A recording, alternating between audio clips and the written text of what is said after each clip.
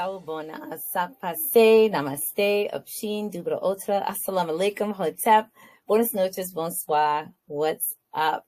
Good evening, everyone. My name is Doriel Larrier of Larrier's Education and Resource Network, where I plant seeds to help you grow. I am so excited to have this evening with me one of the, heroes of history and curators of the culture, none other than Brother Michael Imhotep.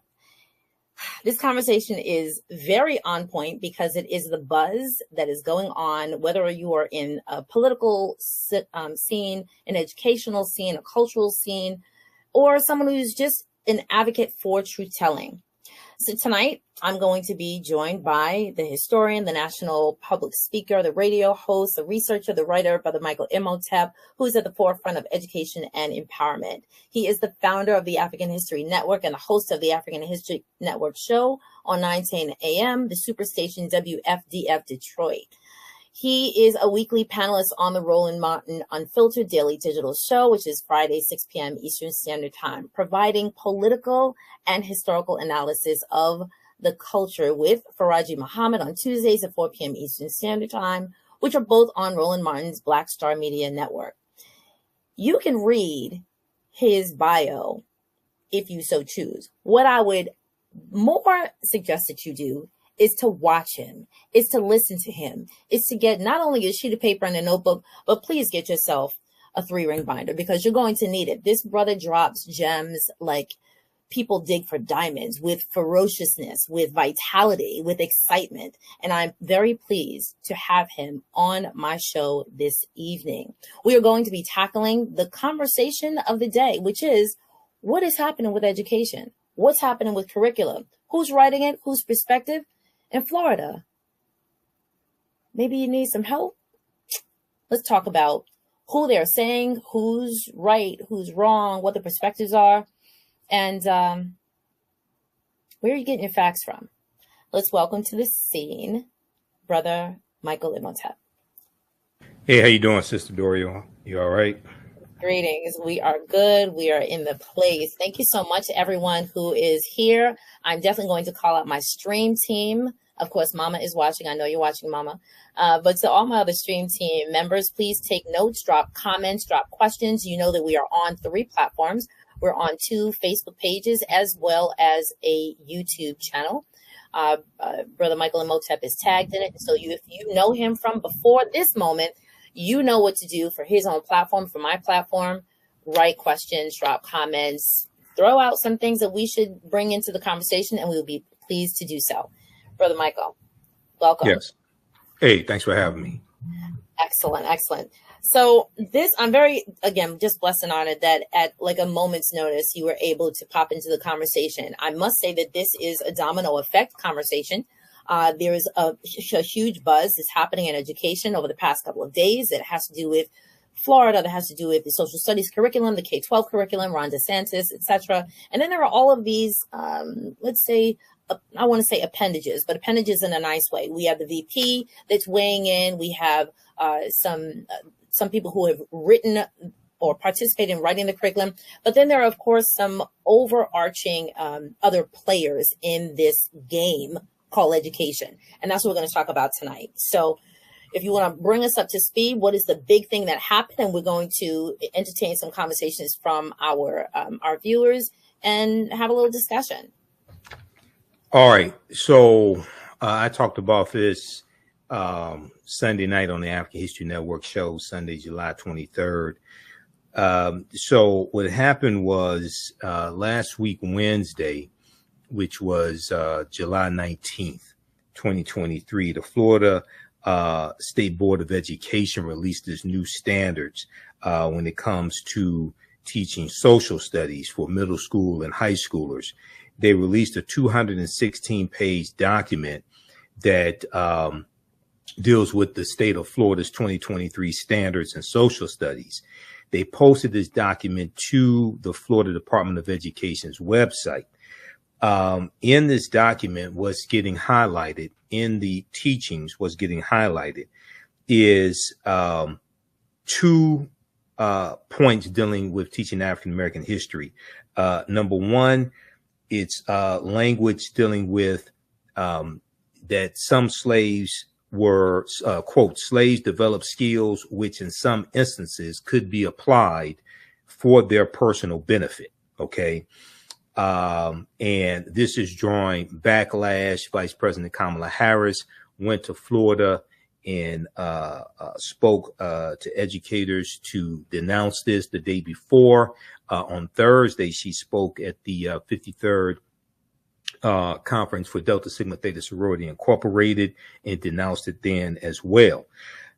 And then there's language that deals with race riots and race massacres, but the language says, quote, instruction includes acts of violence perpetuated against and by African Americans, but is not limited to the 1906 Atlanta race riot, 1919 Washington, D.C. race riot, 1920 Ocoee massacre, which was an election day massacre, which took place. It started November 2nd, 1920 in Ocoee, Florida.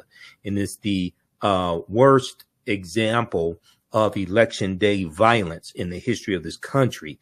And it was about 50 African Americans that were killed. The Tulsa Race Massacre, June 1st, 1921, and the Rosewood, Florida Massacre, January 1923.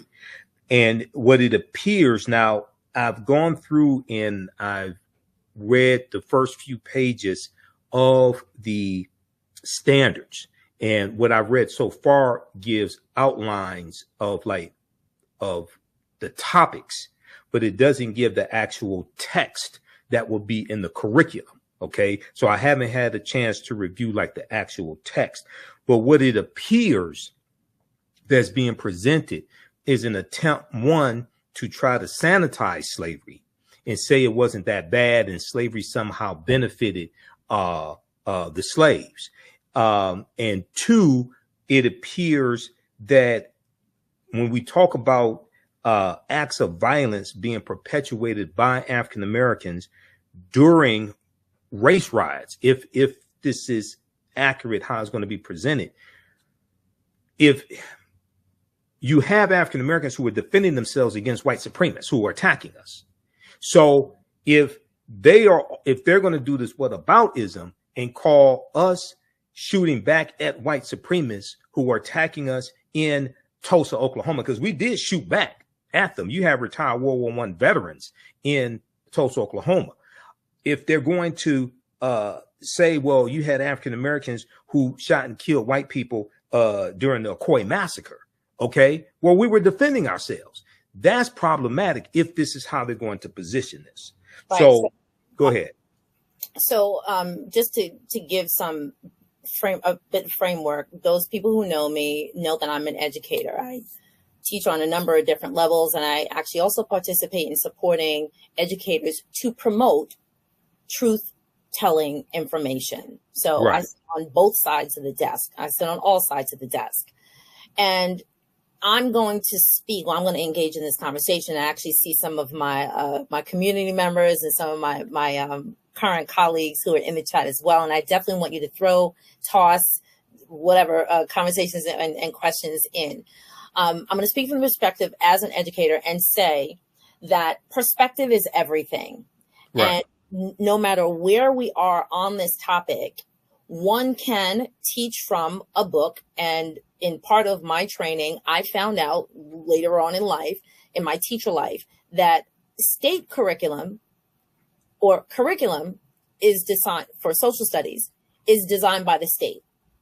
When I came to that awareness, it was, taught in my educational training, it blew my mind because, of course, me as a melanated educator, I thought, well, does that mean that, and you can definitely go into the details, that the Civil War is presented differently. Again, this must be about 20 years ago that I found this out, that the Civil War is presented from, let's say, and I'm a New Yorker, everybody knows I'm from Brooklyn, that it's going to be presented one way from a New York textbook as it would be, or differently than it would be someone in Alabama, Mississippi, Georgia.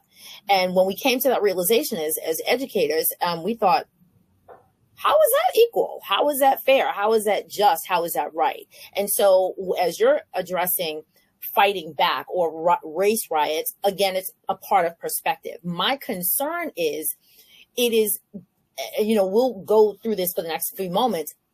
It is incumbent upon the educator to take that which you are given in your curriculum and do your due diligence, no matter if you're teaching. And in one part of my life, I teach on the elementary school level, and that is very poignant in this conversation because I teach fourth grade. And anybody who knows fourth grade curriculum across the country knows that fourth grade curriculum introduces the arrival, let's say, of Europeans and other people other than indigenous folks to this landmass that we now call America, from other countries, whether it be by migration or by being taken and through an enslavement process. And so if the first awareness of people of African ancestry coming to this landmass is from a perspective or from a lens of powerlessness, from a perspective of enslavement, from a perspective of you are going to be told what to do, then everything else is a domino effect. And so if that domino effect is, and this is what we're talking about this evening, if people are, it's one of the things, some people are benefiting for their own well-being and, let's say, marketability and entrepreneurship, however you want to phrase it, they brought a lot of these skills with them. And so you had a wonderful lecture this weekend, which is what really spurred me to asking you to come on, because you named about 20, 25, maybe 27 different skills and trades that Africans grew in. Further, like say finesse, I'll use the word finessed, made money for the people that they worked for and themselves. And then we also talked about how Dr. Greg Carr broke down some of the curriculum or some of the standards, and I'll drop that link into the chat for everyone to see.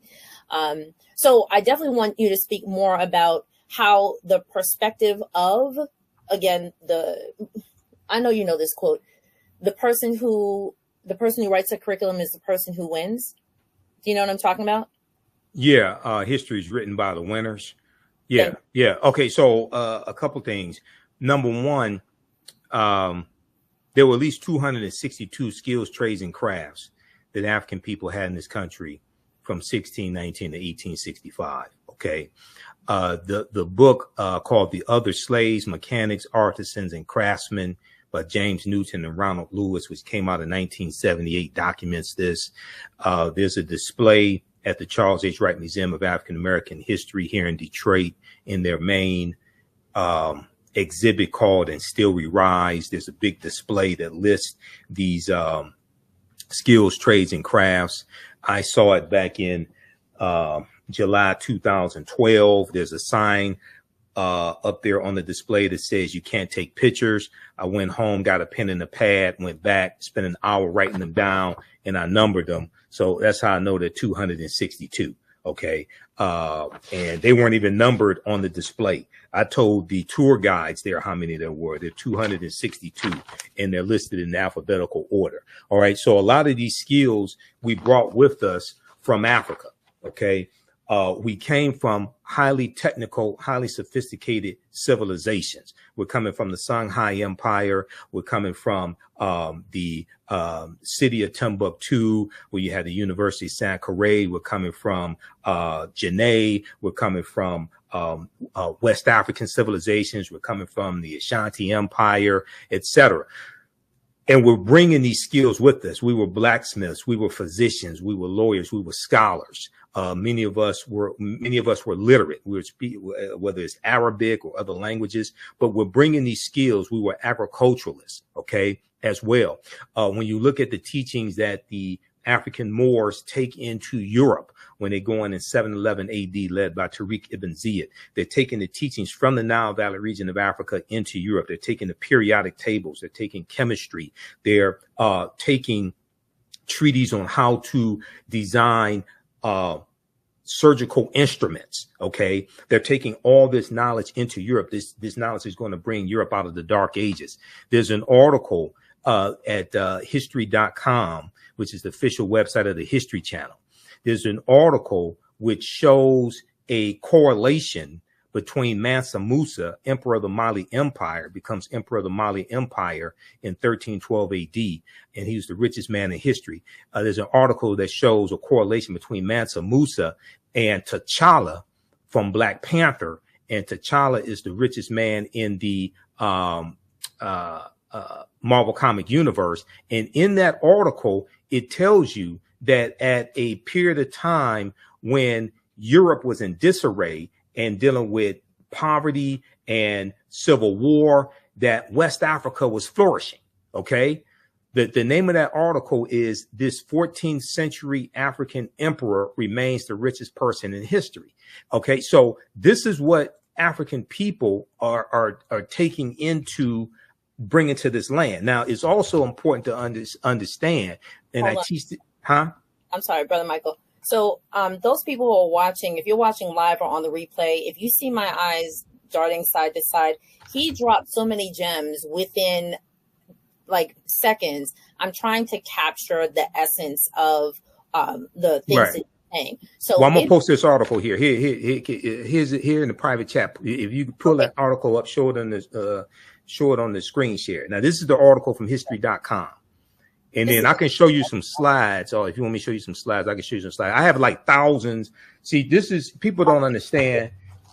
I have 2 stacks of about 200 articles next to me. This is the type of research that I do.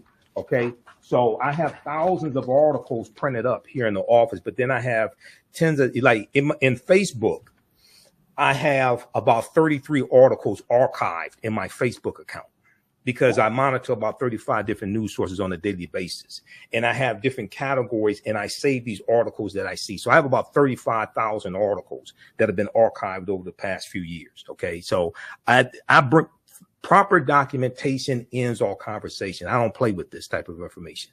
Okay. Now, when we look at this, history.com is the official website of the History Channel. White people are telling you that West Africa was flourishing when Europe was in disarray. And there's a section here that says Mansa Musa became ruler of the Mali Empire in 1312 AD. It goes on to say Musa's rule came at a time when European nations were struggling due to raging civil wars and lack of resources. During that period, the Mali Empire flourished thanks to ample natural resources like gold and salt. Okay, so we didn't have to be captured, taken away from Africa, taken away from our family, stripped of our nationality, stripped largely of our history, culture, language, spiritual systems, folklores, and mores, to be put into an apprenticeship program to hopefully be able to benefit from our skills if we had a kind enough master who will allow us to buy ourselves out of freedom, buy our freedom or something like that. Okay, so it is true that you did have Africans who may have been able to earn money, buy their freedom, or after slavery ends, when Georgia ratifies the 13th Amendment, December 6, 1865, who are able to go on and maybe acquire some land or something like this. That did happen, but that's not the norm for them to be able to buy their way out of freedom. To buy their freedom or something like during slavery. That did happen. So an example of somebody that happened to would be Paul Cuffey. Well, Paul Cuffey's father, Kofi. Okay. And there's a article from blackpast.org that deals with Paul Cuffey. And what's interesting here is that you have the you had the 2 members of this board who put together these standards. Okay, these 2 African Americans. You got a lot of Black Republicans involved with this, which is problematic. Okay, but they to defend themselves against the criticism, they put out 16 names of African Americans who they claim were slaves and who they claim learned skills during slavery that they were able to use after slavery or gain their freedom, what have you. Okay. Okay, brother. People, if you were watching, I'm telling you, do me a favor and take notes in the chat. Add it to the chat. I'm going to try to write as many of these names that were misnamed. There's 6 of them, right, Brother Michael? Well, it's close to 8. I'm gonna give you the article. I'll give you the articles. No problem. So, okay. So you can show because like when people watch the African History Network show, I show you the actual articles on the screen.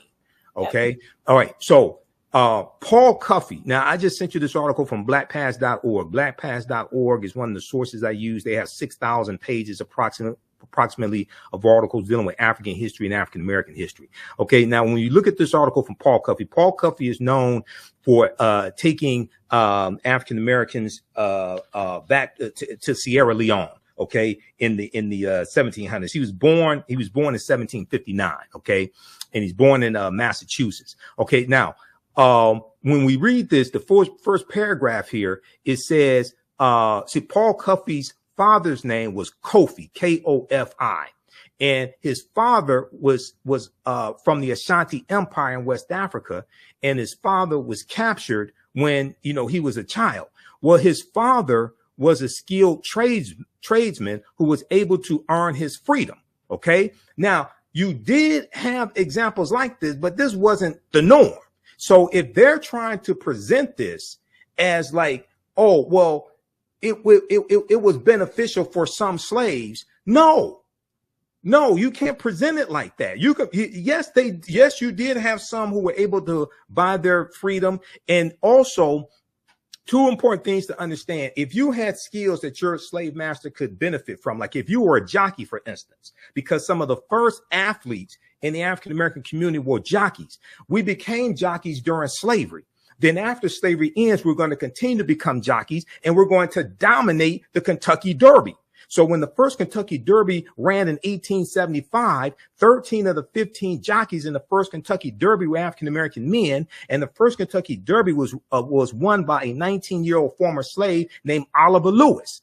His trainer's name was Ansel Williamson. Ansel Williamson was an older African-American man who was a former slave.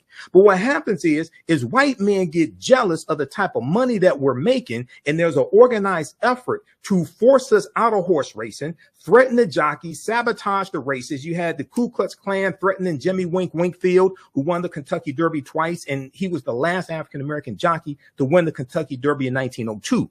Secondly, it's important to understand that right after slavery ends, this is when you're going to have a lot of these labor unions created.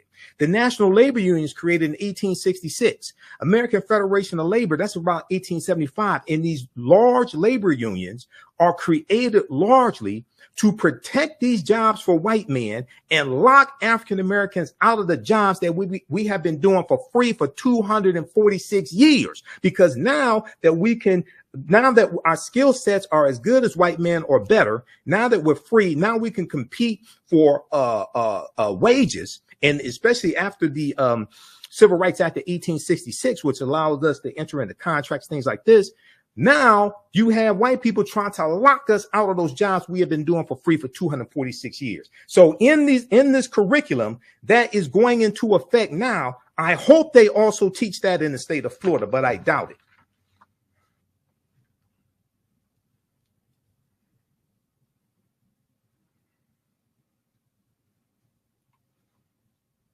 I don't hear anything. Sorry, I hear you now. I was trying to find the article on the Kentucky Derby, on the original. On the what? The men who originally dominated the Kentucky Derby. I'll send you an article on that because I've done an entire lecture dealing with that. So one of them, Smithsonian Institute, has one. Smithsonian Institute has a good one because I have articles from all different sources. This one here, let's see. Yeah, the Kentucky Derby's Forgotten Jockeys. Okay, that's a good article right there. I'll post it here. The Kentucky Derby's Forgotten Jockeys. But I have at my website, theafricanhistorynetwork.com, I have some of my lectures there in DVD format, digital download format. One of them deals with when black men dominated horse racing. And so to people who are new to Brother Michael Imhotep, I've actually followed him for, I want to say like maybe 6 years, maybe about six, 7 years. And, whether it's the Saturday conversations about the Moors on the Ma'afa, or if it's Sunday conversations. I watch things on replay because I think that you are more than a professor. The amount of information, the amount of research, the amount of just codifying information and cross-checking and referencing, I think it's absolutely amazing. And so, thanks. More than welcome. And so I'm delighted to introduce him to my community and also just try to like cross-pollinate, if you will, as not just educators, but as parents, as community members, as, you know, church goers or mosque attenders, whoever is within faith. It is so crucial, especially not just because of what we're talking about this weekend, because this is just the pot, the top of the pot sort of boiling over. And although it is right in the face of people who are in Florida, again, I'm in New York, I'm always paying attention to when these conversations come up about revisionist curriculum or curriculum revision. Whenever I am in conversations or an earshot of hearing the regents, right, the New York State regents, and like, you know, who's on that committee? Mm-hmm. Where are you from? Now, you know, and I have to shout out to Dr. Adelaide Sanford, who is one of the champions of making sure that our voices was heard and was expressed within the New York State curriculum, particularly surrounding social studies and culture and community. We need more of those Adelaide Sanfords. We need more. Right. And so I'm always, let's put this one. Yes, Dr. Allison Parker, he is a research genius. Actually, Allison, this brother, listen, if we had this brother at PD's, Dr. Allison Parker is one of my colleagues that I taught alongside of her. Oh. If we had this brother at PD's, we would have turned the schools upside down. Right. Speaking of which, I'm actually going to bring up, so thank you for this is the link. So listen, y'all, thanks, Allison. Yep. Thank you. Dr. Allison she's a researcher as well. I'm just so proud. Yeah, thanks, Dr. Allison. Yep. Great people. So I'm going to bring up a name, and the name is Tiffany Adichie. Tiffany Adichie. Are you familiar with her? Name sounds familiar. What does she do? So her branded name is the Budgetnista. Okay, that sounds familiar. Okay, so I know you're gonna look her up. So she is, she's come into her own. Like she did a 180. Let's just say she did a 180. She started out as a public school, as a preschool. Let's be clear, preschool teacher. And her claim to fame is that she was determined she entered the field intentionally as a preschool teacher. And there are a lot of misnomers about preschool educators and, you know, how, quote unquote, they may not necessarily have to know enough. And, you know, you just have to people just think you just have to like tie shoes and learn how to say that the letter A correctly. But parenthetically, some people still don't say the letter A correctly, but we'll leave that alone because that can be regional. All right. Past that, so she there was some downturn in the economy, and I think she just kind of fell on hard times with her job. Somehow that's part of this story. What she wound up doing is, even though her focus, Allison, I know you're paying attention, is that she wanted to make sure that her 4-year-olds, before they left her, knew how to read. Now, from early childhood educator, if children come into kindergarten, first grade, and Allison and I, we both taught in the lower early childhood division for a period of time, and then we taught in 4th grade. If we know clearly within 5 minutes of a child walking in a K1 classroom, if they had strong early childhood education. Right. We literally 5 minutes we could tell. While she was doing her work, and then she had to sort of get sidetracked and do something else, she wound up saying, well, if I can't work in this particular area, I'm going to teach the parents how to not only teach their children if she could not be the teacher at that time, but she also taught them financial education. Now, those people who know the Budgetnista, just type in Budgetnista. She has wound up making from, let's say $38,000 or $40,000. She wound up paying off college debt, paying off like loans, bought a house, bought a couple of houses, and then created this entire wealth of information just on the fact that she had just that she had the financial aptitude to bring people information that they needed. And she focused on women. Now, why am I bringing this up? Because the focus was, it does not matter. Actually, she was spoken of in class with Carr, right? Dr. Bear Clark, and Karen Hunter's show this past weekend. And so I'm bringing her up because they focused on educators, no matter what level you are coming in on, your participation, your preparation, and your posturing to the students that you have in front of and the parents who love them is so vital. And so even if you think, oh, well, I don't have to know all of these details and these names and what have you, because I don't teach middle school, high school, post-secondary education. We have people who were, and if you're from Brooklyn, then you know the East, right? You know the East, and these, and like the Ocean Hill, Brownsville war that occurred with education and communities taking over the educational system in order to make sure that the curriculum that was taught was not taught from a perspective of a slanted lens. And so in this situation that we have in Florida, we have standards that are supposed to be across the board, but it really boils down to the perspective of the individual, the perspective of the teacher and what they bring to the table. So it doesn't matter if you're teaching preschoolers, if you're teaching elementary, middle school, high school, higher education, knowing, and this is where I want to go back to Brother Michael, knowing the names that we sort of run across, because not just the King and the Tubman and the Fannie Lou Hamer, well, not Fannie Lou Hamer, she's not actually a part of that kind of cadre, but the general names that we come across, we have to do our own due diligence. Don't just sit and get the textbook the day before. Know something about why these people are put into the framework and what the other stories are about it. So yes, history.com, Smithsonian, Black Past, if you want to use that as part of your research, just do more, do better. We have to do better, because if these children are taking care of us, they got to take care of us with some truth so that they don't run up against a brick wall and then come up getting smacked in the face. Brother Michael, please tell us some of these names that were misnamed in this, cadre of history. Okay, so a couple of things here. So number one, when we talk about African people being taught that we were first brought here shackled in chains and et cetera. Okay, even though the transatlantic slave trade did happen, African people were in this country for tens of thousands of years before the transatlantic slave trade happened. People should check out the book, The First Americans Were Africans, Documented Evidence, by one of my friends, Dr. David Imhotep. And then his second book, The First Americans Were Africans, revised and expanded, because there's evidence of an African presence dating back at least 51,700 years ago. You look at the discovery that Dr. Albert Goodyear made in 2004 in Allendale County, South Carolina. They discovered 13 different types of evidence documenting an African presence, and they found that dates back at least 51,700 years ago. They found artifacts, architecture, carvings, campsites, Egyptian writings, footprints in lava, genetic M174D haploid groups dealing with DNA and genetics, linguistics, paintings, skulls, skeletons, structures, and tools. Okay. They found 13 different types of evidence documenting this.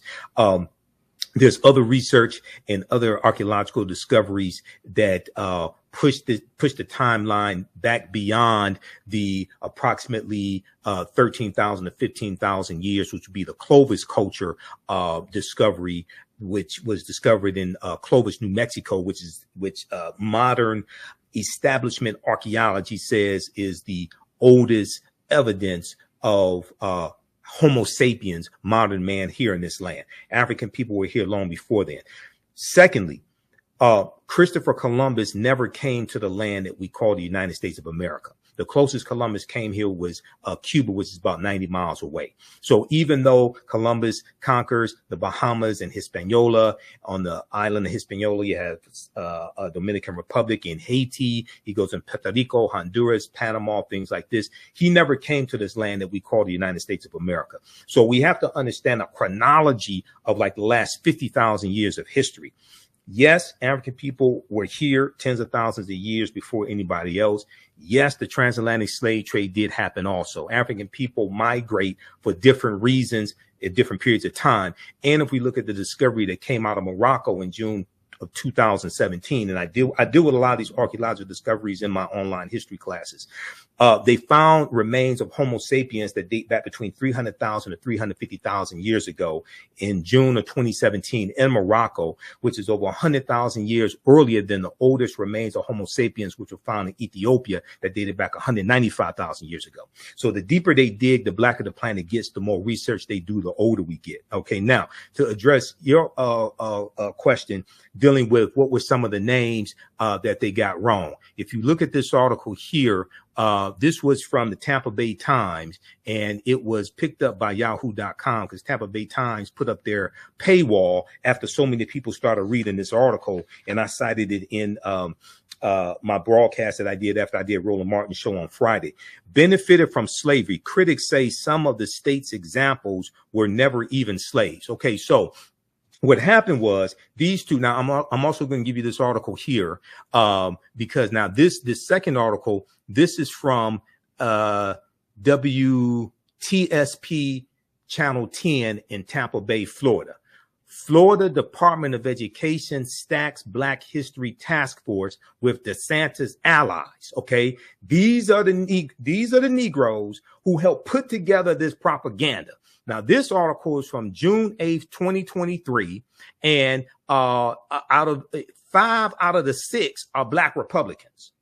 The one Black female Democrat is described as being like the most conservative Democrat probably in the Florida state legislature. And she's the one that I have the video on the African History Network Facebook fan page saying she thanks God for slavery because if it wasn't for slavery, she'd be in Africa right now worshiping a tree. Okay, that Negro. All right. And so, her name is State Representative. This is State Representative Kimberly Daniels. State Representative Kimberly Daniels. So this article goes through and explains the 6 Black Ron DeSantis allies that were put on this advisory board that put together this curriculum. Okay, now if we look here at the at this article, what happened was because of the backlash that they were getting, they put out 16 names, and the 2 African Americans who have PhDs. I don't know what the PhDs are in. The 2 that have PhDs that put together this list. You have Dr. Frances Presley Rice, who's an African-American female. You have her, and you have, I'll get you the other name. It was Dr. Frances Presley Rice and Dr. William Allen. Okay, these 2. All right. Now, what they did was they put out a list of 16 African-Americans who they claimed were slaves, and they claimed gained skills during slavery that they were able to use to their benefit. Okay, and those 16 names you have you have Ned Cobb, Henry Blair, and let's see, is it in this article here? I want to show you the 16 names. Try to type as quickly as possible. No, hold on. I'll show you the article. You can do a screen share, right? Yes, I can. Okay, yeah, it's faster to do a screen share. We don't have to type all this. Because I do screen shares on my show. I don't have time. I do 52 words a minute, but I don't have time to type all this stuff. This article right here that I just sent you from NBCnews.com. This list of 16 names. Okay, new Florida standards teach that Black people benefited from slavery because it taught useful skills. This is from July 20th, 2023, NBCnews.com. Okay, now if you go down to second page, you go to the paragraph starts with new standards, and you can just Control F and you can search for keywords and the new standards. And then it says the intent of this particular benchmark clarification is to show that some slaves developed highly specialized trades from which they benefited. Okay, do you see that? This is factual, well documented. Now, this was a statement that was put out, a spokesperson from the Florida Department of Education on Thursday, July 20th, provided a response to NBC News questions through a statement from Dr. William Allen and Dr. Frances Presley Rice, who are members of Florida's African American History Standards Work Group.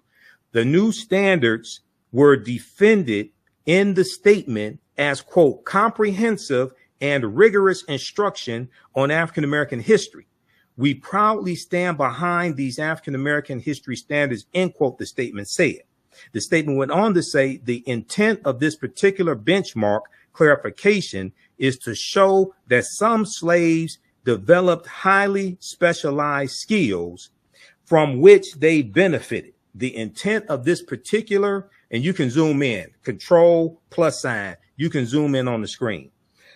The intent of this particular benchmark clarification is to show that some slaves developed highly specialized trades from which they benefited. You can zoom in some more. This is factual and well documented. It added. Okay, so you got to scroll down, hit Control F.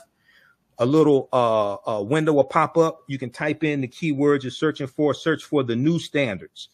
Okay, now the statement continued. Quote: some examples included blacksmiths like Ned Cobb. Okay, yeah, right there. Okay, then the intent, and then the paragraph below that, the statement continued. Okay, some examples include blacksmiths like Ned Cobb, Henry Blair, Lewis Latimer, and John Henry, shoemakers like James Fortin, Paul Cuffey, and Betty Washington Lewis, fishing and shipping industry workers like Jupiter Heyman, John Chavis, William Whipper, and Crispus Attucks. Okay, tailors like Elizabeth Keckley, James Thomas, and Marietta Carter, and teachers like Betsy Stockton and Booker T. Washington, end quote.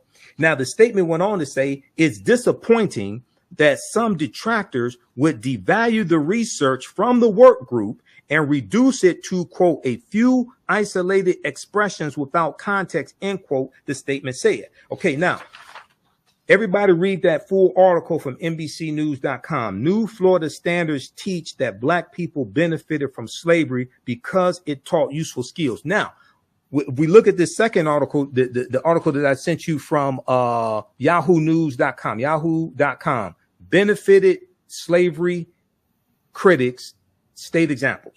Pull that article up.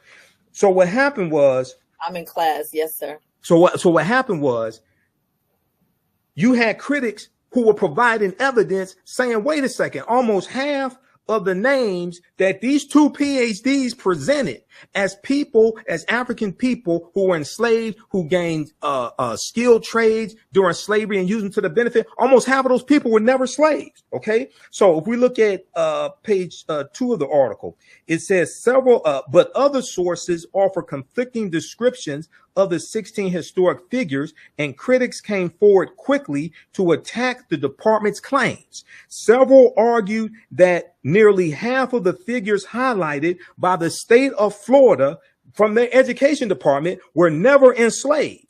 Others who did spend time in slavery did not gain their skills from their servitude. Okay, now Andrew Spar, SPAR, president of the Florida Education Association Teachers Union, he said they just threw out a bunch of names to make it seem like something good came of slavery. He said the reality of it is the facts don't back up what they're saying. Okay, now if you go down to Booker T. Washington, okay, click on story continues. Click on story continues. Click right there. You got to go down. Okay. He mentioned Booker T. Washington. Just Control F Booker. Control F, search for Booker. Booker. He mentioned Booker T. Washington, included on the state list as an educator. Booker T. Washington was enslaved, but did not gain his skills until after being freed at age 9. Booker T. Washington worked in mines and as a houseboy before entering school, according to Tuskegee University, which he founded in 1881. So it is true that Booker T. Washington was a slave, but he gains his skills after slavery ends and after he's freed. Now, Georgetown University postdoctoral fellow Joshua Stein took issue with the state of Florida's use of James Fortin and Lewis Latimer as examples. Okay, now the Florida Department of Education said Lewis Latimer, and you could probably zoom in a little more on that, control plus sign. Let's see. You could just, yeah. So you get it so people can see it landscape on your cell phone. Okay. Now scroll down because that's Booker T. Washington. We're going next to Georgetown postdoctoral fellow Joshua Stein took issue with the state's use of James Forten and Lewis Latimer as examples. The department said Lewis Latimer was a blacksmith born into slavery in 1848. This is what the Florida Department of Education said with these black PhDs who were supposed to know so much. And they said he was freed in 1852. And they said that James Forten was a shoemaker born into slavery in 1766 who escaped in 1784. Now, a museum dedicated to Lewis Latimer states that he was born to two self-liberated, formerly enslaved parents. He was self-educated. He worked as an inventor, participating in the development of the telephone and incandescent lighting, among other inventions. That's with Thomas Edison. Lewis Latimer was not born into slavery. Lewis Latimer was never a slave. But these two black PhDs are putting out misinformation saying that Lewis Latimer was a slave. Now, the Museum of the American Revolution describes James Forten as a black entrepreneur born to free parents. He served on privateer ships during the American Revolutionary War and became a wealthy sailmaker. James Forten was never a slave, but they try to make it seem like he was. Okay. Now, not only were they not slaves, Joshua Stein wrote on Twitter, he said their provided professions were also incorrect. He said, so you're wrong on both halves. Now, the Florida Department of Education listed Henry Blair as a slave who became a blacksmith and an inventor. Biography.com, which is owned by A&E also owns the History Channel, biography.com, and I went and looked at the entry on biography.com for Henry Blair. Biography.com and several other sites state there is no information indicating that Henry Blair was ever enslaved. Henry Blair invented a corn planter and a cotton planter, becoming the second African-American to earn a U.S. patent. The department referred to Paul Cuffey. Okay. Now, Paul Cuffey had the Back to Africa movement before Marcus Garvey. Paul Cuffey was the Department of Florida said Paul Cuffey was a shoemaker and a ship owner born into slavery and escaped to freedom in 1781. According to paulcuffey.org, Paul Cuffey operated, the paulcuffey.org is operated by the Westport's Historical Society. They said Paul Cuffey was born in 1759 to an emancipated slave, a freed slave, and having worked on whaling boats starting at age 14, Paul Cuffey established a shipping business in Massachusetts. Paul Cuffey was never a slave. Paul Cuffey's father's name was Kofi. Kofi was from the Ashanti Empire in West Africa. He was captured and brought here, and he was able to earn money and gain his freedom. Paul Cuffey was born free. So they go through and they cite these different examples of how these two PhDs put this misinformation out to justify more misinformation. And then if you look at this right here, this is from blackpast.org. This is on Paul Cuffey. Okay, right here. I can't remember if I gave you this one. Hold on. I can't remember if I gave you this one here, but we'll give you it again. Pull this up on Paul Cuffey. Okay. It's important for everybody to see this. There were examples of African Americans who gained skills or who already had skills when they were brought here, who were able to gain freedom, able to make some money, save some money. They had a master who was nice enough to let them buy their own freedom. Okay. But that's not the norm. That's not the majority of them. All right. So we have to be able to separate fact from fiction and call these people out on these lies. Now, once again, I haven't read through the full 216 page social studies standards. What I've read so far, they do have at least the outline of topics that they're going to cover. There are truthful topics. Northwest Ordinance of 1787, which abolishes slavery in the northwestern area, Ohio, Michigan, things like this. They have a correct explanation so far, the 3/5 Compromise of 1787, because it didn't say that African people were 3/5 of a human being. That's a misunderstanding. That dealt with how do you count the enslaved population for taxation and apportionment. Okay. Here, I sent you the link. For Paul Cuffey. You got it? Do you see it? This is it. Yeah, no, you're in Google. I sent you the actual link to the article on blackpast.org. Right. So this is the link at the top, blackpast.org, African American history. This is it. No, I mean, you can pull up the actual article. I sent you the link to the article. Do you? I thought I was looking at it. It says Black Past on the top of mine. Yeah, but that's a Google search or a Yahoo search. Okay, that's what I put in. Yeah, put it in your browser for the domain name, not in Google to search. If you put it in Google to search, it's going to pull up all those different hits. You want to put it in the browser where the domain name goes. Got it. To actually pull up the actual article. Okay. So now what's so important about this is that these large states like Texas, California, Florida, they shape the direction in which textbooks go. Okay, these large states. So if you have something like this being pushed by the state of Florida, and then Governor Greg Abbott in Texas and his Department of Education picks up something like this, it's sending this in a totally different direction. And this is not, it's also important to understand that this ties into this whole anti-critical race theory attack, which is a false attack, because what they've done is they redefine what critical race theory is.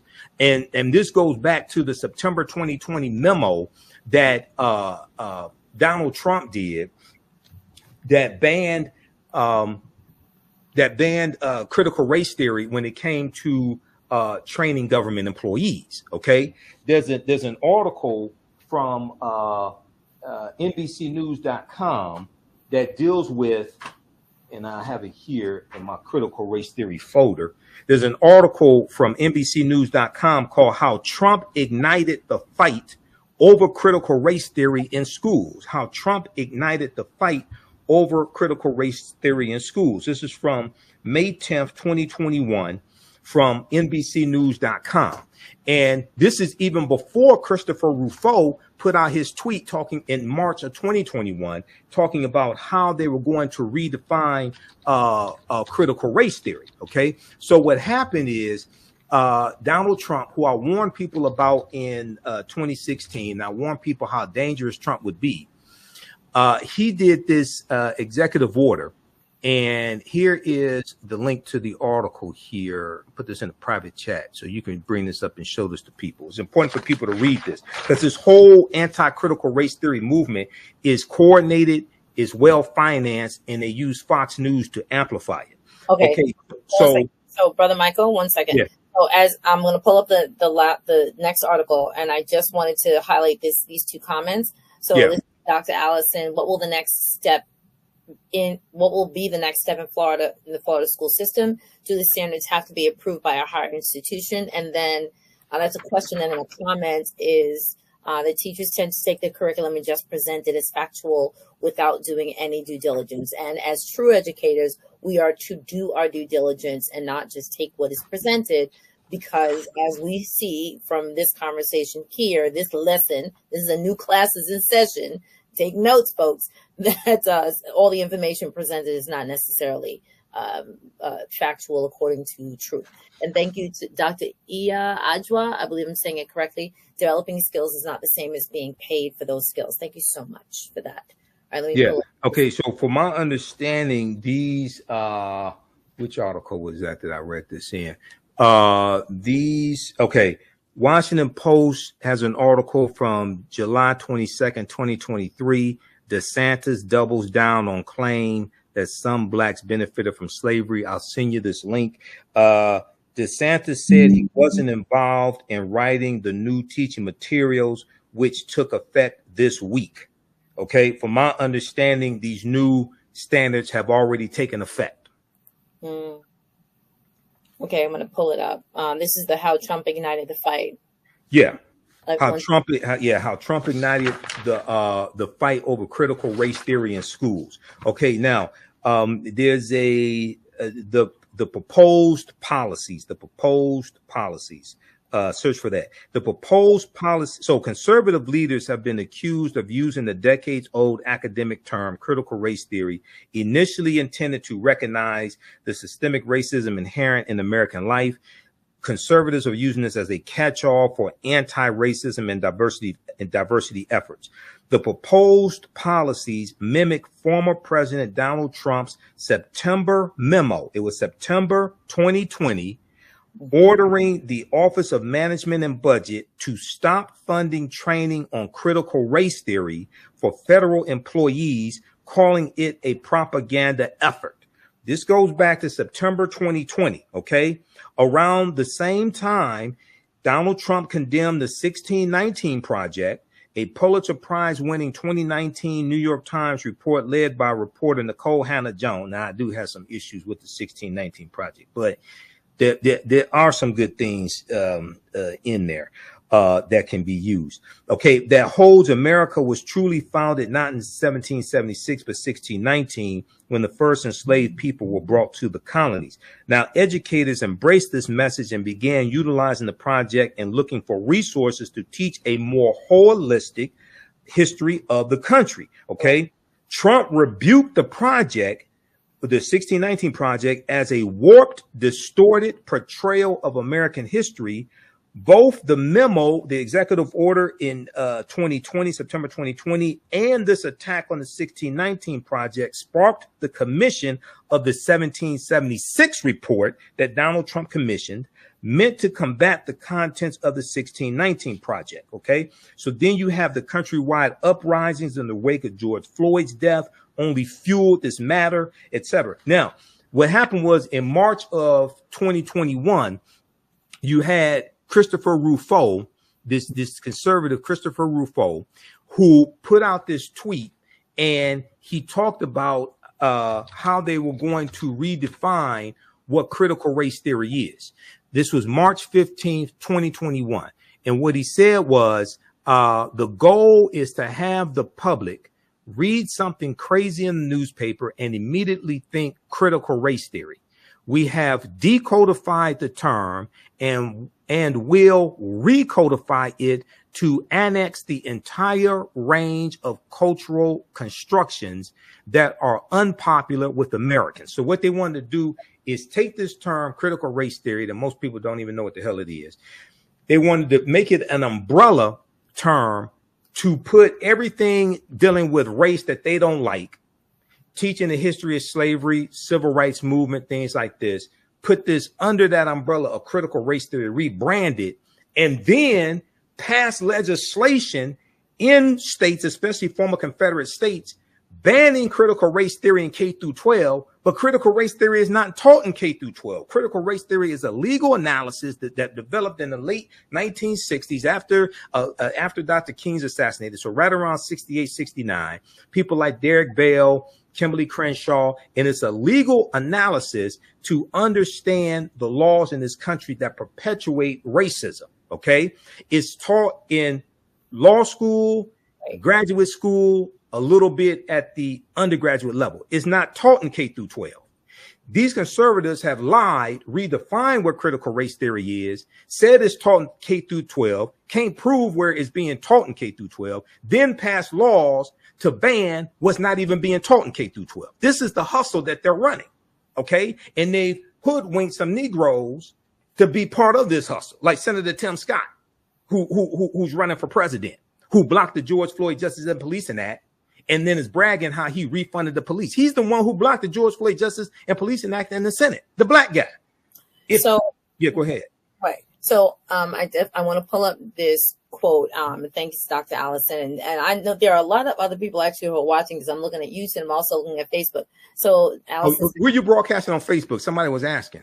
Oh, it's on my personal page, Doriel Larrier, and then on Learn to Grow, letter U, Learn to Grow You, my business page. I need to share that because people were asking about where is it on Facebook. Facebook, okay. Yeah. What's your Facebook page?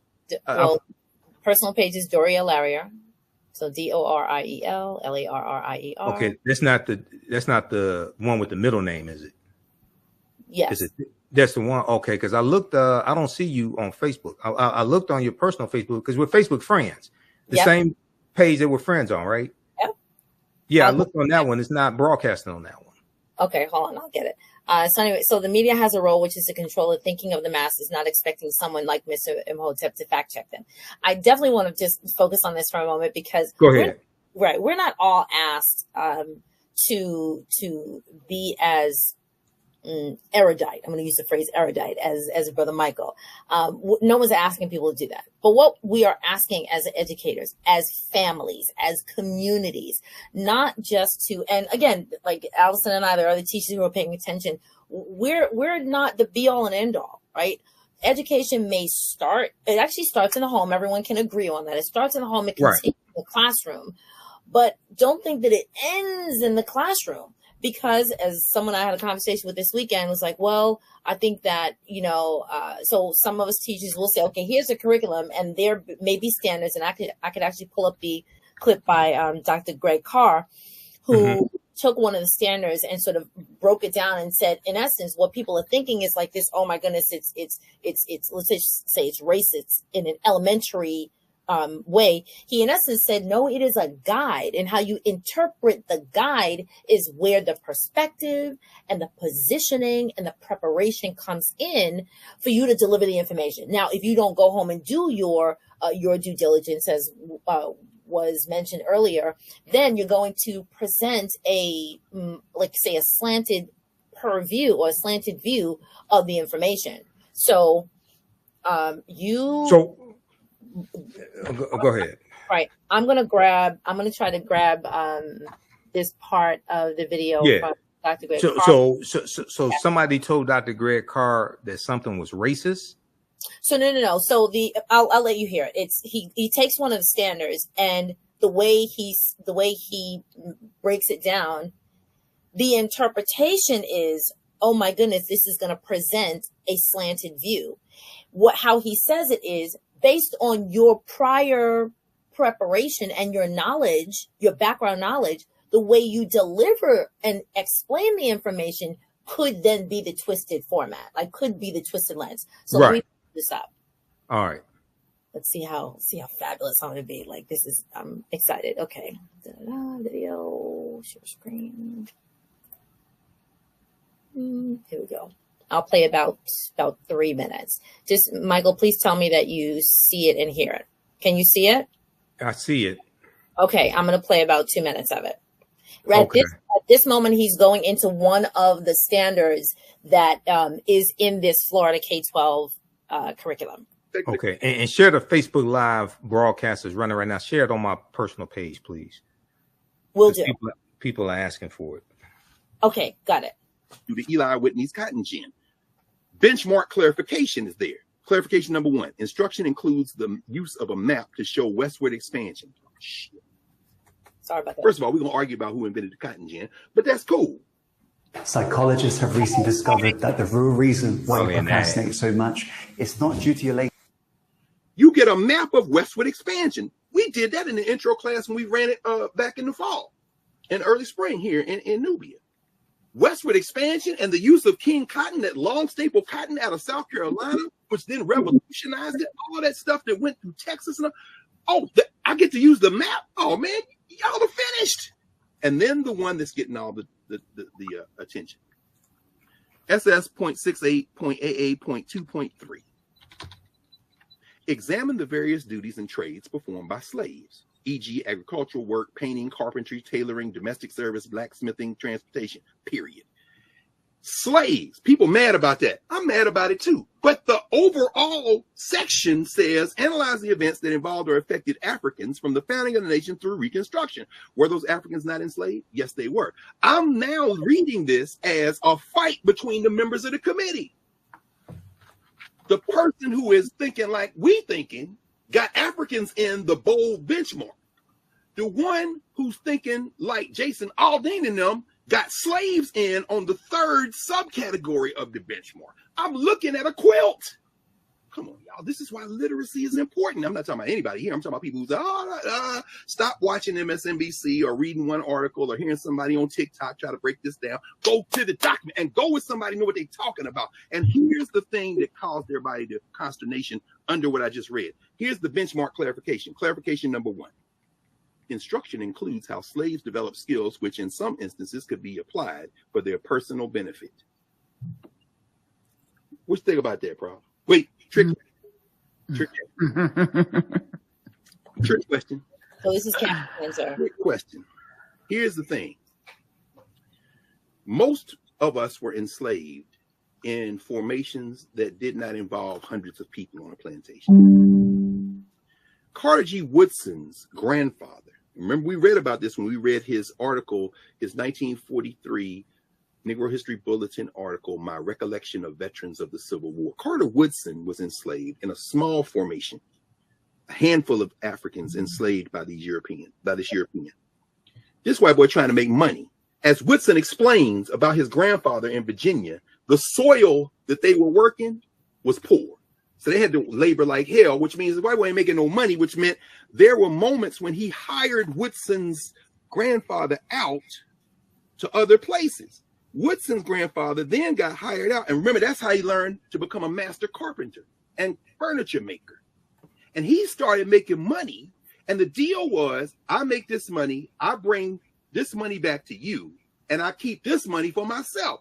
This is not uncommon during enslavement. Now, I'm reading this standard, mad, but also cognizant of the fact that many times the hire outs, remember we read Blake or the Huts of America.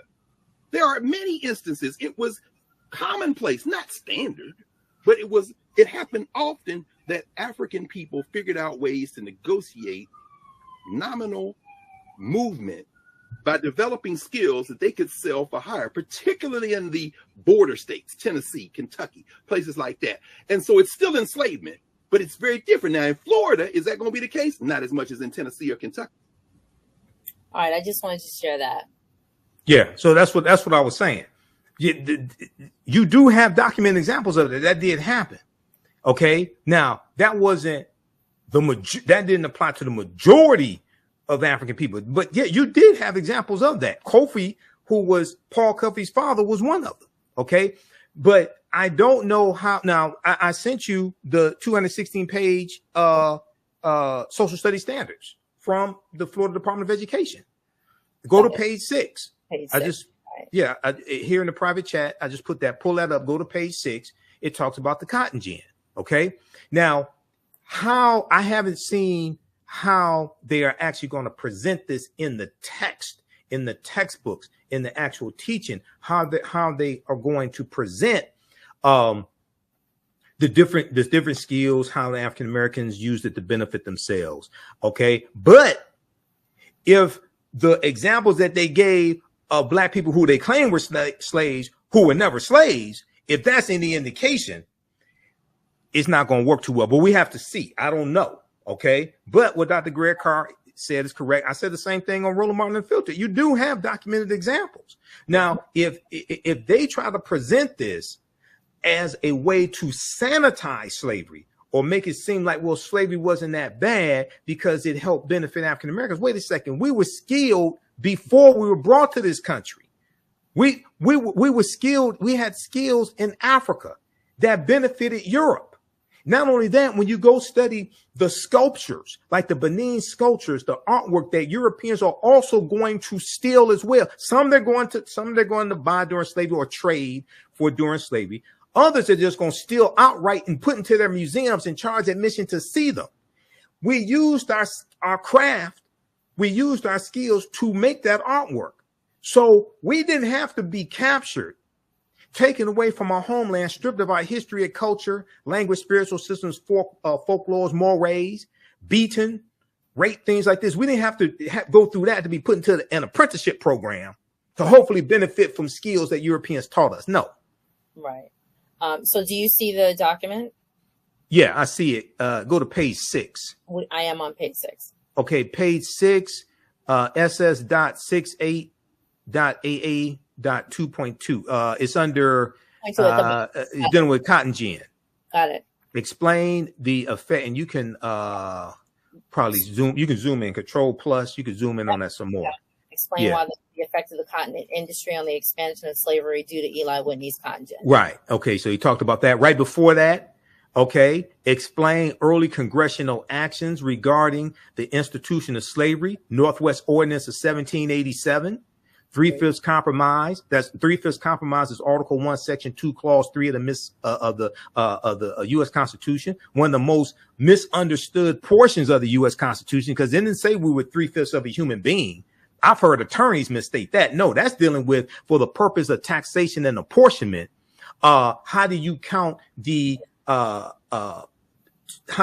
slave population in these states? This was debated at the Philadelphia Convention in 1787. They're going back and forth, and some wanted to count half of the population, others wanted to count 3/4 of the population. The South, the Southern, what we would call the Southern states, they wanted the entire slave population counted because apportionment, dealing with the population, dealing with the population count that's in the census, that determines how many seats in the U.S. House of Representatives states have.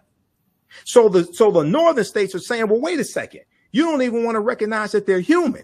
If you count the full population, that's going to give you total dominance in the House of Representatives. And the census and the number of seats that a state has in the House of Representatives is one of the determining factors of how many electoral college votes a state has. What determines that? You take the number of seats in the House of Representatives that's determined by the census taken every 10 years. The first census was taken in 1790. The census was created by the U.S. Constitution. You add to that number the number of U.S. senators every state has. Every state has 2 U.S. senators as dictated by the U.S. Constitution. This determines how many seats this determines how many electoral college votes a state has, which determines the president.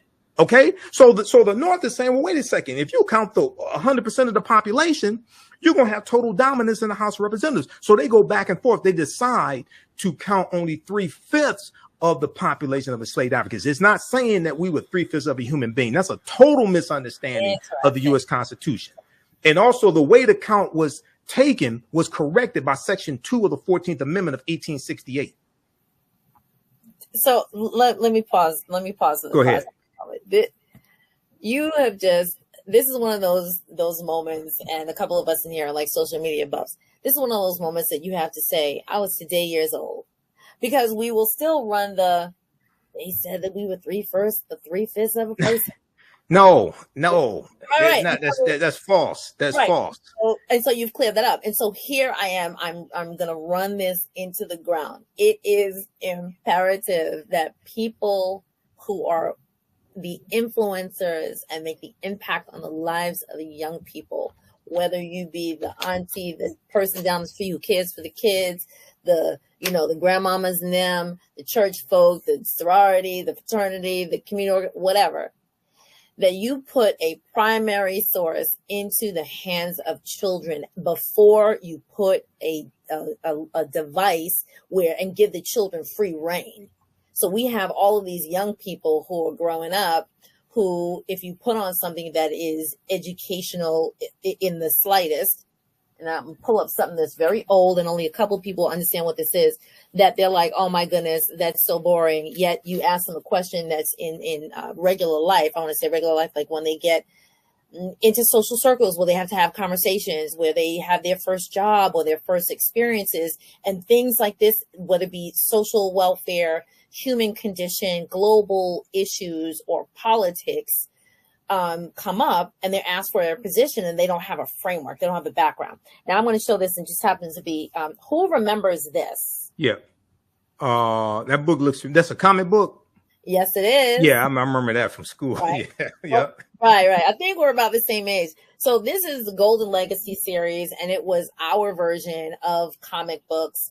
And I actually, this is not from my collection. I think I was going like to some, I don't know, like a shop, a consignment shop or what have you. And I saw them, and I literally, because I'm me, I went like this. Nobody else sees this? And I snatched as many of them as I could, because they are, it's a classic. It's an item. And I showed it to, I have 2 sons. I showed it to them, and they were kind of like, never saw that before. Yeah, but you see Marvel and, all those type of comics. But the information is so key for children to hear the right information as early as possible, so that they don't grow up with these warped personal issues with their self-esteem. So right. now you said, Brother Michael, we were going to chat for an hour. I just want, for the record, it's an hour 15 minutes. So I'm going to Okay, what time you have to get out of here? Oh, I'm fine. Okay, yeah, I can go a little. I can go a little while longer. Here, this is two things. What page? I know you say you tagged me on Facebook. I don't see the tag for this broadcast on Facebook. It's at Learn to Grow You. So I tagged you on my personal page. So I'll go to Grow You. Yeah, but I don't see the tag. I don't see a tag from you at all, and because it's broadcasting right now on Learn to Grow You on Facebook. Yes, sir. So I should be able to just go there and see it. Learn to Grow You. Correct. Let's see.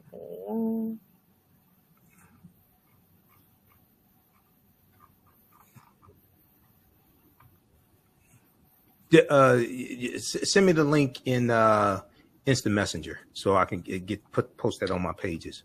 You got it. Okay. Now, also on that same page where you have the standards up. Okay. Now there's a section right after 3/5 compromise. It says Act prohibiting importation of slaves of 1808. Okay. Everybody see that? Yes. That deals with the international transatlantic slave trade, which was abolished January 1st, 1808. The international transatlantic slave trade deals with bringing Africans into the country to enslave them.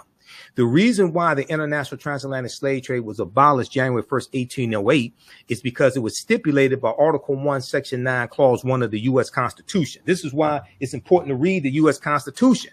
I hear people talk about the Constitution, but they don't read it. I hear people talking about reparations, but they're not making legal arguments for reparations. Article 1, Section 9, Clause 1 of the U.S. Constitution helps to lay a legal foundation for reparations. The reason why is because at the Philadelphia Convention, all the colonies agreed to abolish slavery except South Carolina, because 5 states had already abolished slavery. Well, 5 colonies had already abolished slavery prior to 1787. They either abolished it fully or abolished it partially, dealing with bringing Africans into the country. So they put a 20-year clause in the U.S. Constitution, and they stated that the earliest that the transatlantic slave trade could be abolished, the international transatlantic slave trade could be abolished, would be 1808. That's in Article 1, Section 9, Clause 1 of the U.S. Constitution. So March 1807, I think it was March 7th, 1807, the U.S. Congress passes the law to abolish it. Okay. What this means is that all the Africans that were brought into this country from January 1st, 1808 through July of 1860, when the Clotilda came into Alabama, was illegal based upon federal law. And their U.S. court cases to back up this legal argument. One of the strongest court cases is the 1841 United States versus the Amistad U.S. Supreme Court case, which involves Joseph Q and the Amistad, which was a ship that was captured from Sierra Leone. OK, those Africans were captured from Sierra Leone. That court case goes all the way to the U.S. Supreme Court. If you go to archives.gov, because we deal with this case in my classes, okay, they have some of the original court documents there. The U.S. Supreme Court ruled that, number one, when those Africans were captured, it violated international treaties, number one. Number two, they ruled that it was illegal for that ship, the Amistad, to come into U.S. waters because the international transatlantic slave trade had been abolished. Okay, in January 1st, 1808.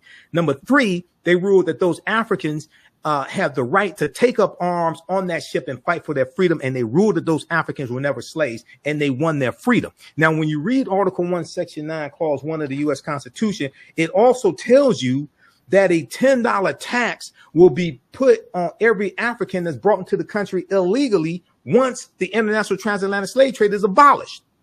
Okay, so that gives you the foundation of a legal argument for reparations. The second legal argument would be, and even stronger one would be, the Black Freedmen Indian Treaties of 1866, because Article 6 of the U.S. Constitution tells you that the U.S. Constitution, all of the treaties and all the subsequent treaties are the supreme law of the land. And those Africans who were slaves of the Choctaw, Chickasaw, Creek, Cherokee, and Seminole Indians got some type of restitution. They got land, they got membership in those Native American nations, etc. All right. So I hear people say things like, oh, well, our ancestors worked for 246 years for free. Therefore, we're owed $14 trillion or $17 trillion, their descendants. I asked them a very simple question. I've been studying history 31 years. I still haven't found the answer to this question. Show me what law you're citing that says slaves were supposed to be paid. Because I still haven't found it. It's not in the U.S. Constitution. I checked. What is it in the colony? Is it state law? Is it federal law? What law? See, these are not legal arguments. When you go to lawmakers, you argue law. The reason why, especially dealing with something like this, the reason why is because when you challenge laws, laws get challenged in the judicial branch of the federal government, the courts, federal court of appeals, U.S. Supreme Court. You have to make sure you're making strong legal arguments that can withstand a legal challenge, because it will be challenged in court. If white people challenge an executive order for student loan forgiveness, and that was going to help millions of white people, and they challenged that and took that to the 6-3 conservative Supreme Court and got that struck down, you think reparations is not going to be challenged in court? Right. So you have to be on strong legal footing, okay, for this. And too many of our people are focused on getting the check cut and don't understand how to make legal arguments. For those people who know that class is in session, we need to continue class with Brother Michael Imhotep. This is going on the replay. This is we shared with every educator. Now, those people know I'm on vacation. I don't want to hear anything about vacation. Okay. Oh, no. But when I heard that you could come on and actually have a conversation about something that some of my, friends who are in the South, in Florida, and I'm like, hey, what's going on? What y'all gonna do? Listen, some people are like, hey, maybe we should homeschool, because if we can't have these conversations and have regular conversations, because some people are gonna get nervous. They're gonna feel triggered.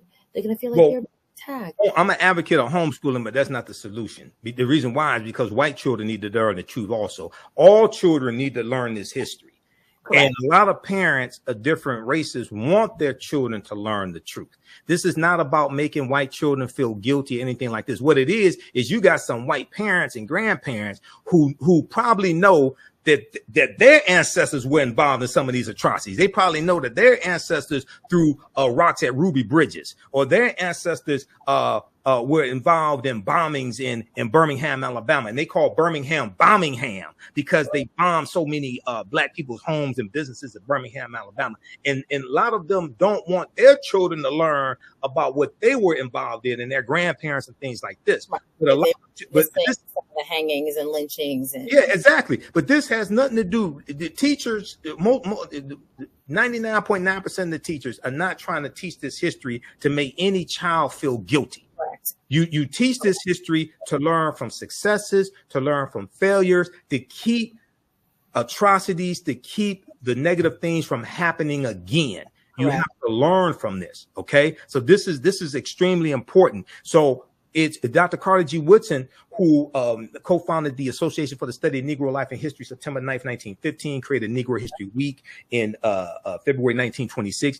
He talked about how the history of African Americans had to be taught in every school across the country, because the way you treat a people is largely based upon what you think about a people. What you think about a people is based upon what you have been taught about a people. What you thought about a people is based upon what you've read, heard, and seen about a people. Okay, so these children growing up today, these are the future doctors, police officers, prosecuting attorneys, governors, politicians, things like this, teachers, etc. So they have to know the truth also.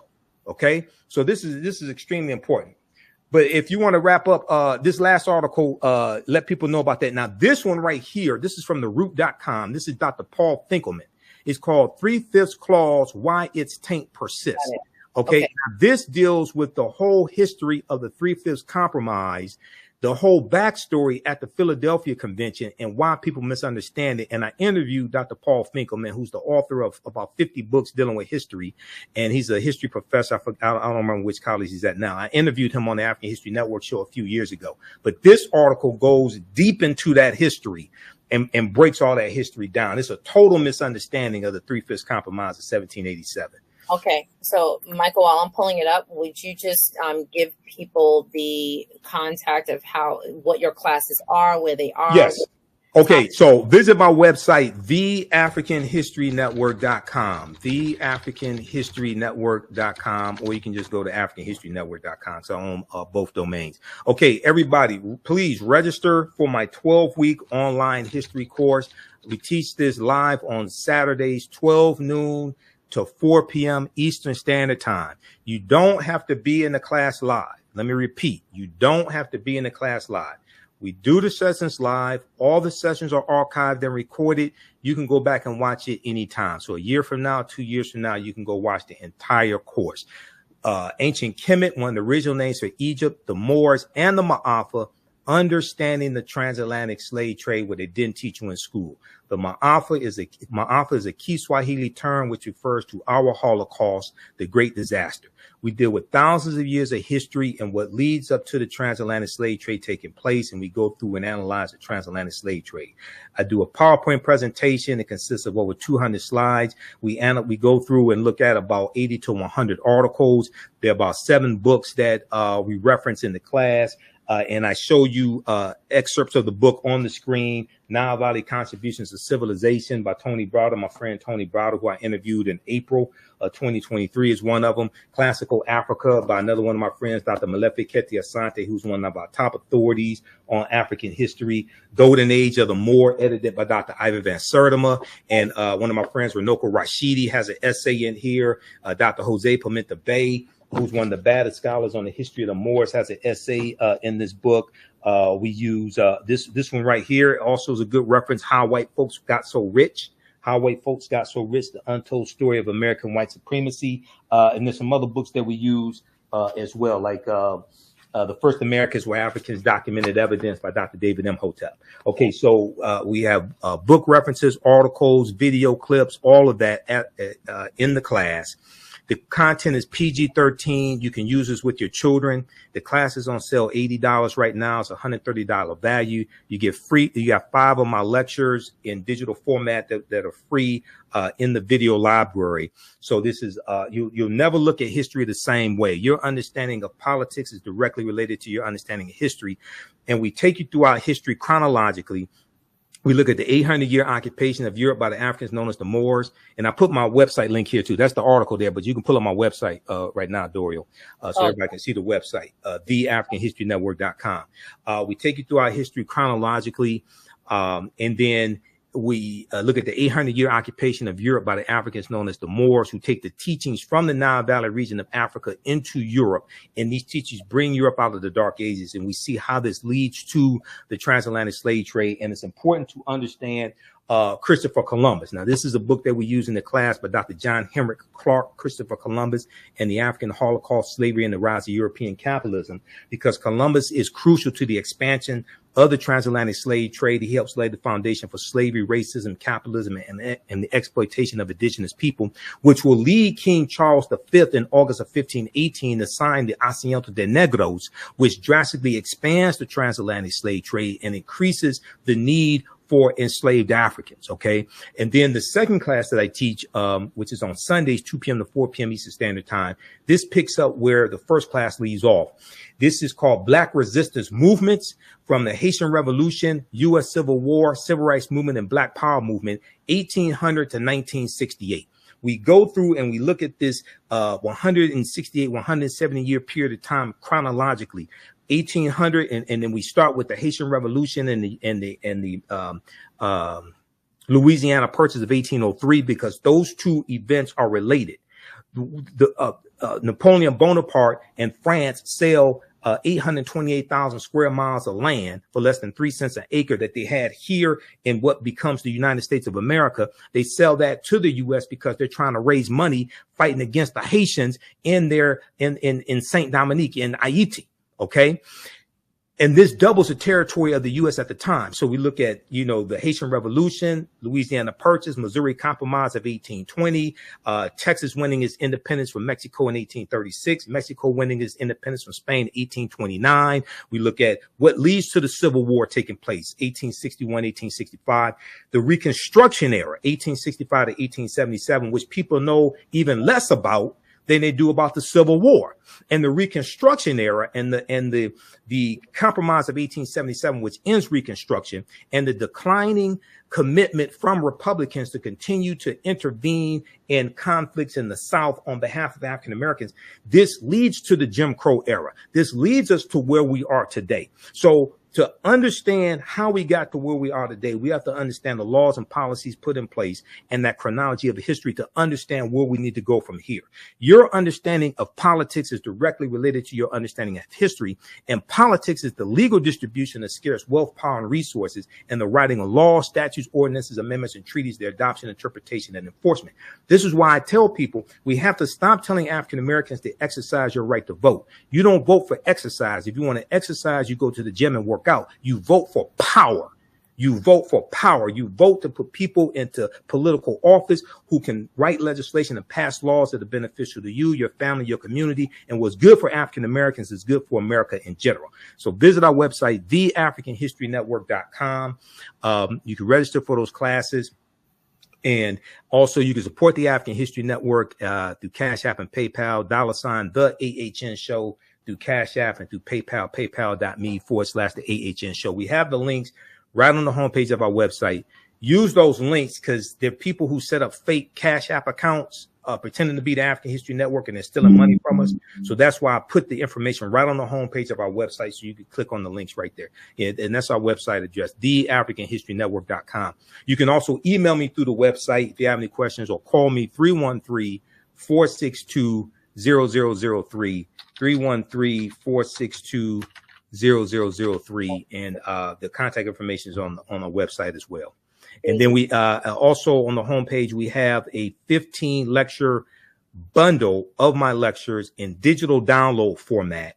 It's on sale for a very limited time only. It's $50, regularly $175. It's called African History Awakens the African Mind from Mental Death. And you get 15 of my lectures in digital download format or in DVD format if you want it. Okay, let me just put up that number. Okay. Yeah, so 313-462-0003. Excellent. And you can also email me right through the website as well. So, and as soon as you register for classes, you can start watching content right away, immediately.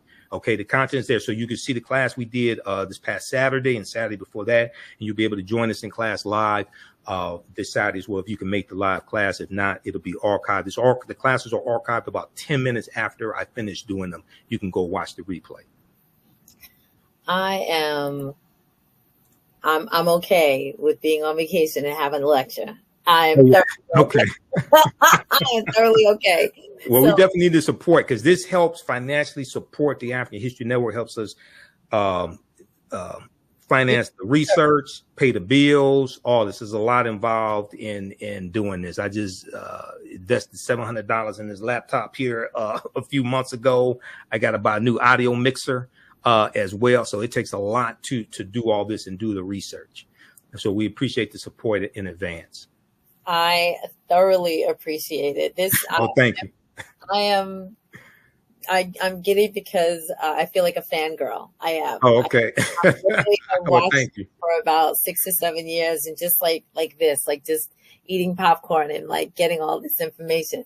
And from a teacher's perspective, I have to say, it is better for me, and those people who know me know, I got notebooks, I got binders, because I have to take copious notes. The fact that you add all of these links, and y'all heard the brother, like he's just dropping gems, like dropping things. And we're thinking like, you must have, I tell my friends, like, does he have photographic memory? I don't know, but he's been doing this for 30-something years. Yeah. Studying 31 years. Yep, exactly. So close to it. I mean, I have thousands of articles printed. I have even more archived, so this is my life's work. Right. And so here we go. So thank you. Yes, Sharon, I know you're here. This is like my friend, and she's a fan as well. Thanks for making Okay, Sharon. Hey, Sharon, how you doing? And Dr. Lisa Parker as well. Thanks for tuning in. And Deborah Burton. Yes. Yep. So I'm so excited. I'm really blessed. I'm honored. Again, I feel like I've met I've met just someone that, again, I honor so much. So I respect you. Oh, yeah, no problem. Thank you. Thoroughly. I respect you thoroughly. Thank you for saying yeah. So I have to end with this. Yeah, go ahead. Because I've watched you for so long and I've just been, sitting in the back, I'm like, oh my gosh, this guy is amazing. And he knows all this information. And literally, I just stepped out of my comfort zone a couple of days ago. And I said to people, and I said on a little behind the scenes before we had this conversation, I said, the worst thing that the brother can do is say no. Oh, yeah. The worst thing they can do is say no, or say, well, right. You're not. Yeah, you asked me and I said yes. I saw you interviewed one of my teachers, Professor Jane Small. So yeah. I said, okay. I've seen a few of your broadcasts, a few minutes of your previous broadcast, but I saw you had Professor Jane Small on. So I said, okay. Oh. She's the real deal if she had one of my teachers on, Professor Jane Small. So listen, it's a blessing. It's a blessing. And I will say this publicly. This is the first. I pray it's not the last. Yeah. Let me know when you want me to come back. And also want to say hi to Dr. Iya Ajua as well. She's watching. Yeah. Yes. So again, teachers, educators, family, community, aunties and them, nanas and them. If you want some additional stuff, even just to play in the car on those long rides, right? Go to his website and but not only that, this is content you can use in your classroom to augment what's not taught, because I provide you with the sources. We go through, look at the articles. I provide you with the sources, with the documentation, so you can use this in your classroom as well. Precisely. Or your homeschool, you can use it there also. Precisely. Or your rites of passage programs. Yes. And your study groups and your churches, all of that. You can use it. You can use it, all that. And if you want me to do a presentation for your group or organization, email me right through the website as well. We can set that up also.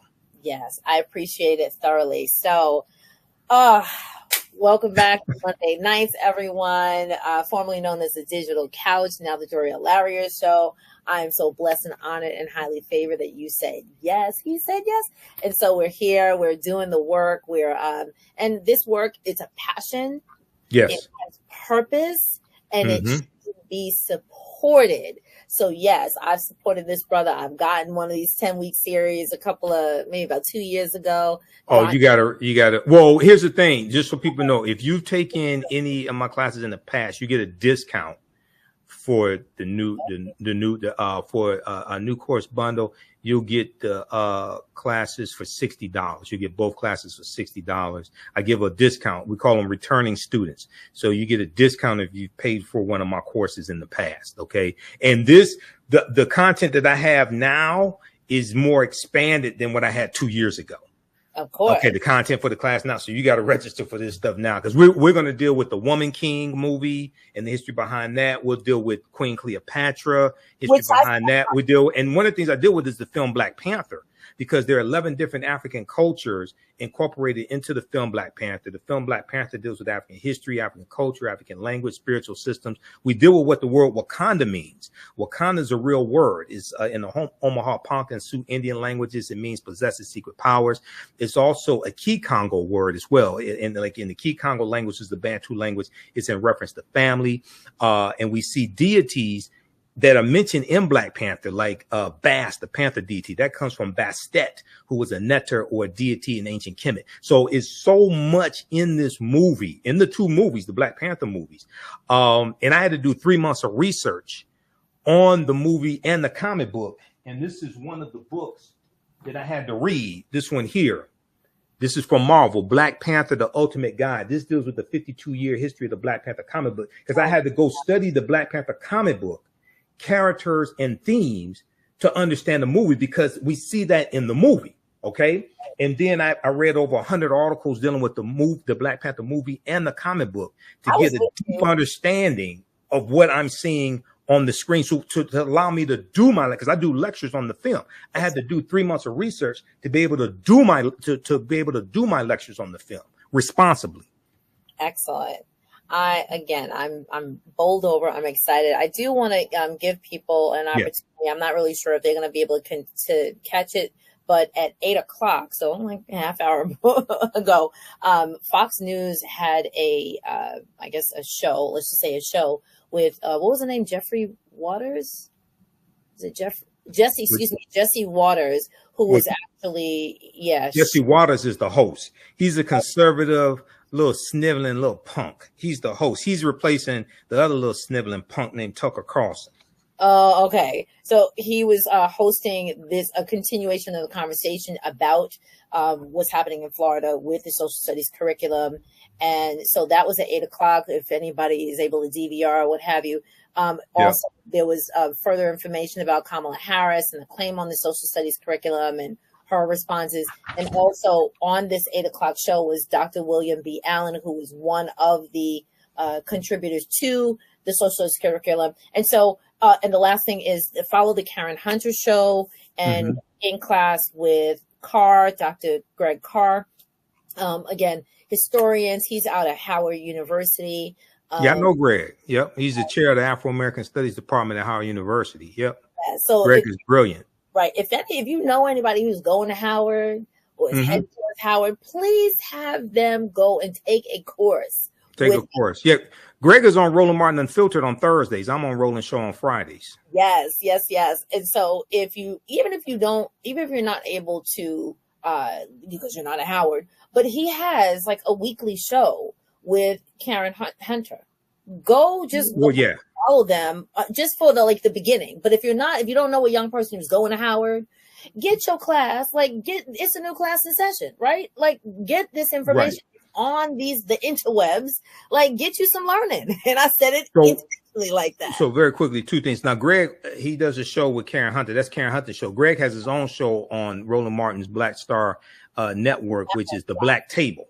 And that's on Saturday. So you can go to Roland's YouTube channel or download the Black Star Network app, and you can watch it there. But Dr. William Allen, I mentioned him in these articles. Dr. William Allen, along with Dr. Francis Presley Rice, these were the two African Americans that released these 16 names, saying that these were slaves who gained skills during slavery and used them to they were able to benefit from them. And half those names weren't even slaves. That's Dr. William Allen. So I'm glad that even though I know we touched on this in the sort of the middle of the conversation, this conversation here is an eye opener on a number of levels, because there would be, I'll just say, melanated folk who would think, well, if they're melanated, if they're Black, then they're going to give true information. So it depends on how much the assumption, the presumption, it, as I said in the beginning, it depends on what that person's, I guess, like preparation to get the appropriate information that is then supported and pushed forward. So what is the lesson here? That which you are given to share with other people. What did Allison say earlier? Do your due diligence. Due diligence. It depends upon that conscious level. I gotta take this back. Go look at the article that I posted here in the chat. And I don't know if you pulled this up on the screen. Florida Department of Education stacks Black History Task Force with DeSantis allies. It outlines 6 new people. This is from June 8th, 2023. It outlines 6 new people that were put on this committee that devised these standards. 5 of the 6 are Black Republicans. There we go. Okay, WTSP, correct? Yeah. And the one Black Democrat, she's the one saying she thanks God for slavery, because if she was still in Africa, she would be worshiping the tree. Yeah, that was. See, these are brain damaged Negroes. Nothing is more destructive than a certified Negro that's still under warranty. This is what we're dealing with. Ooh. This is what we're dealing with. Bantu Stephen Biko said the most potent weapon in the hands of the oppressor is the mind of the oppressed. Bantu Stephen Biko was one of our great South African freedom fighters, and he was depicted by Denzel Washington in the 1987 movie Cry Freedom. He said the most potent weapon in the hands of the oppressor is the mind of the oppressed. So we have to take our minds back, but we also have to identify these traitors and isolate these traitors and keep them out of positions of power as well. Okay, here we go. No, Florida's task force. Okay, this is it, correct? Yeah, that's the article. Scroll to the top so people can see the title. Yes, sir. Keep going up to, right there. That's the title. And then just click on that X to close out. Yeah. Florida Department of Education stacks Black History Task Force with DeSantis allies. This is the power that a governor has. Now I was warning people in 2018 when Andrew Gillum, the black mayor of Tallahassee, Florida, was running against Ron DeSantis, and some black people in Florida were saying they weren't voting for Andrew Gillum because he didn't have a black agenda. And I said, Ron DeSantis has a black agenda. He has an anti-black agenda. And an anti-black agenda is worse than, quote unquote, not having a black agenda. But a black agenda is not what politicians give us. A black agenda is what we give politicians based upon understanding history, economics, law, and politics. Okay? We have to be able to understand how to perceive these threats. So your understanding of politics is directly related to your understanding of history. Ron DeSantis is not stupid. Ron DeSantis has a degree in history from Yale University. Yep. He's not ignorant of history. And when we study this history, we see that the elite have always manipulated the ignorant masses. They've always manipulated the ignorant masses. We saw it January 6, 2021, when Donald Trump sent the domestic terrorists to the U.S. Congress, okay, for the insurrection to interrupt a constitutionally mandated bicameral session of Congress, and he left them holding the bag, didn't even give them a pardon. You got over 1,000. You got over 1,000 people been arrested. You have probably now close to about 600 who've been convicted or taken guilty pleas. He left them holding the bag. He's the one that sent them there. It's a lot. It's a lot. Absolutely. It's a lot. I do want my community to know that this is the type of information that I'm going to continue to bring. And if you're interested in this type of information, then please support, of course, the brother here, support the efforts here on the Doriel Larrier show. There I am expanding into making it the opportunity to, I love tea. I have and I love 2 cups of tea. I can't just take one. I'll take 2 because I need to stay awake. You're going to see that 2 cups of tea dropped in certain links. When you click on it, you'll understand why I'm talking about that. So support those who are doing the work, who are doing the research, and who are trying to just make people's life a little bit easier to live by sharing truthful information.